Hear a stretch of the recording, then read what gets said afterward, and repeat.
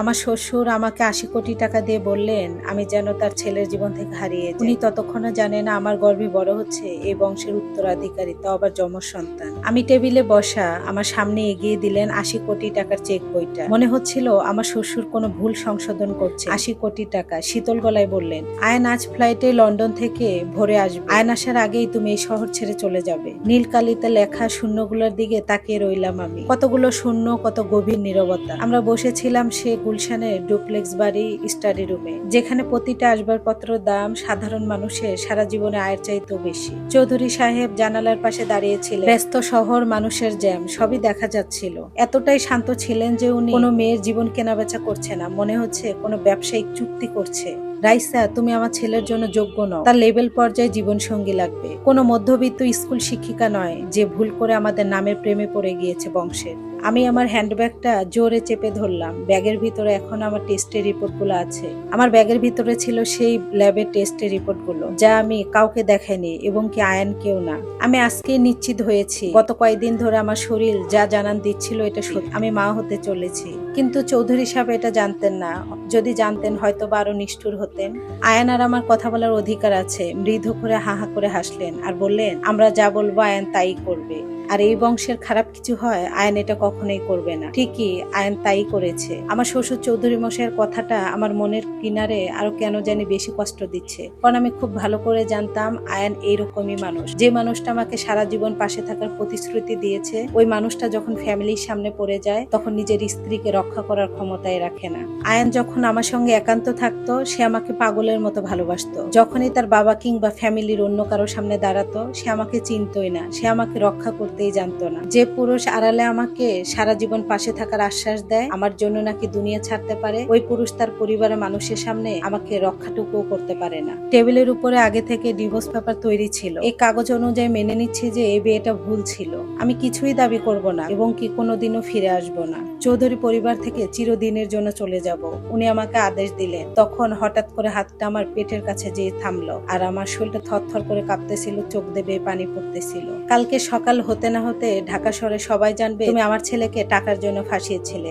আমি চোখের পানি মুছে বললাম, আপনারা কি এভাবে মানুষের কাছ থেকে সুখ কেড়ে নেন? উনি বলল, না, ছোট সমস্যাগুলো বড় হওয়ার আগে এভাবেই টাকা দিয়ে সমাধান করে ফেলি। আমি কলমটা হাতে তুলে নিয়ে ডিভোর্স পেপারে সাইন করে দিলাম। এটা ভেবে সাইন করেছিলাম এখানে আমার এবং কি আমার অনাগত সন্তানের কোনোটাই নিরাপদ হবে না। আমাদের জন্য এখানে ভালোবাসার কেউ নাই। এই প্রথম আমি আয়নের জন্য অপেক্ষা করে ছেড়ে দিলাম। চৌধুরী সাহেব আমার সাইন করে দেখে হাসলেন আর আমি ভাস করে চেকটা ব্যাগে রাখলাম। চৌধুরী সাহেব বললেন, আমি জানতাম তুমি সাইন করবে, তুমি একটা বুদ্ধিমতী মেয়ে। আসার সময় চৌধুরী সাহেবকে বললাম আমার চুপ থাকাকে আমার পরাজয় মনে করবেন না। সেদিন বিকালে আমি ওই রাজপ্রাসাদ ছেড়ে চলে আসি। হাতে ছোট্ট একটা লাকি, 2-3 জামা, আমার সার্টিফিকেট গুলো আর আমার মায়ের একটা ছবি। কেউ আমাকে আটকায়নি। কাজের মেয়েগুলো ঝলঝলো চোখে তাকিয়েছিল। আমার ননদ কানে ফোন রেখে ব্যস্ত থাকার চেষ্টা করল আর আমার শাশুড়ি নিচে আসার প্রয়োজনই মনে করেন। রাত 9টার সময় আয়ন যখন প্রাইভেট জ্যাকে করে দেশে ফিরছে তখন আমি বনানীর একটা হসপিটালে আল্ট্রাসোনোগ্রামের মনিটরের দিকে তাকিয়েছি। আলটা করার সময় বারবার ডাক্তার আমার মুখের দিকে তাকাচ্ছে। ভয়ে যেন আমার স্পন্দন বন্ধ হয়ে যায়। তারপরে জিজ্ঞাসা করলাম সাহস করে,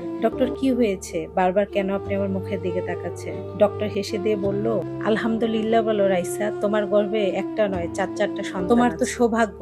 ডক্টরের কথা শুনে ও পুরো আল্ট্রাসোনোগ্রামের রুমটা মনে হয় চাঁদের আলোতে ভরে গেল। আমার গর্ভে 4টা সন্তান। আমি যখন ক্লিনিক থেকে আল্ট্রাসোনোগ্রাম করে বের হয়ে আমার হাতে ছিল আল্ট্রাসোনোগ্রামের সেই রিপোর্টটা, যারা আমার গর্ভে বড় হচ্ছে। 80 কোটি টাকার চেকটা আমার ব্যাগে। এই ঢাকা শহরটা আমার কাছে তখন অনেক বড় আর অচেনা মনে হচ্ছিল। আর এটা ভেবে আমার চোখে পানি চলে আসলো। চৌধুরী সাহেব শুধু আমাকে বের করে দেয়নি, বের করে দিয়েছে তার বংশের 4জন উত্তরাধিকারীকে, যারা একটা সময় এই সদর দরজা দিয়ে এই বাড়িতে প্রবেশ করবে, যে দরজা দিয়ে আমাকে উনি বের করে দিয়েছে। চৌধুরী সাহেবের কাছ থেকে তখন আমার 80 কোটি টাকার চেকটা নেওয়ার একটারই কারণ ছিল, এটা আমার কোনো দয়া ছিল না, এটা আমার বাচ্চাদের অধিকার ছিল। আমি সেই দিন রাত্রেই এই ঢাকা শহর ত্যাগ করে অন্য একটা জীবন গড়তে শুরু করে দিই। দেখতে দেখতে পার হয়ে গেছে 7টা বছর। 7 বছর পর রেডিসন হোটেলে ব্লু রুম লোকে লোকান্ন আর চৌধুরী গ্রুপে নতুন প্রজেক্টে উদ্বোধন। চৌধুরী সাহেব আগের থেকে একটু দুর্বল হয়েছে আর পাশে দাঁড়িয়ে আছে আয়ন। আয়ন গভীর হয়ে গিয়েছে, মনে হচ্ছে তার অনেক বেশি শূন্যতা। হঠাৎ প্রবেশ পথে সরগর পড়ে গেল।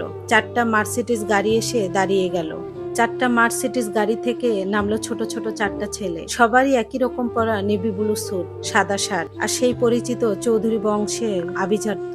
আর মাঝখানে আমি রাইসা চৌধুরী, জামদানি শাড়ি পরা, মাথায় হেজাব আর চোখে আত্মবিশ্বাস, যেটা 7 বছর আগে ওই বাড়ি থেকে নিয়ে বের হয়েছিলাম। আমরা যখন 5 জন ওই হলরুমে ঢুকলাম, তখন হলরুম পুরা নিস্তব্ধ হয়ে গেল। আয়নার হাতে কাচের গ্লাসটা ভেঙে খান খান হয়ে গেল।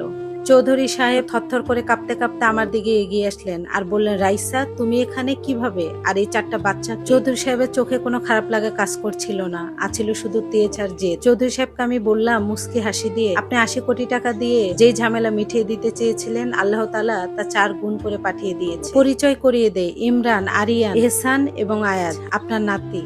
পুরো অনুষ্ঠানে ক্যামেরাগুলো এখন আমাদের দিকে। ইমরান কাঁপতে কাঁপতে এগিয়ে আসলো, রাইসা, এগুলো আমার সন্তান, তুমি তো আগে বলনি। যার চোখে একটা সময় আমি আশ্রয় খুঁজতাম, তার চোখে আজকে আমি ঘৃণা দেখতে পাচ্ছিলাম।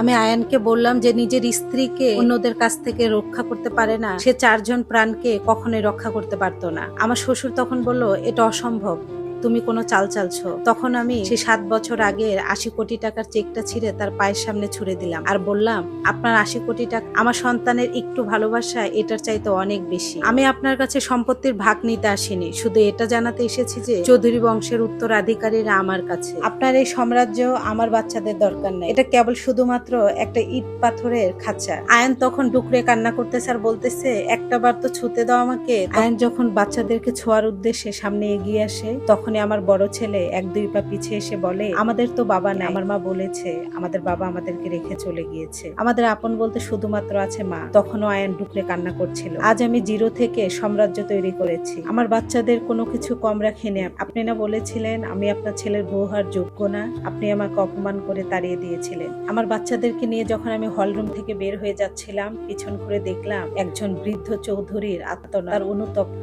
সোফায় বসে বসে চিৎকার করে কান্না করছিল। হলরুমটা নিজেও যেন কান্না করছিল, আয়নও বসে কান্না করছিল। এই সাম্রাজ্য, এই টাকা পয়সার অহংকারে উনি মানুষকে মানুষ মনে করেন। আমার সন্তানদেরকে অস্বীকার করেছে, আমাকে টাকার বিনিময়ে ছেলের জীবন থেকে সরিয়ে দিয়েছে। তার সাম্রাজ্য, তার টাকা পয়সা আমার বাচ্চাদের পায়ের ধুলিকণার সমানও না।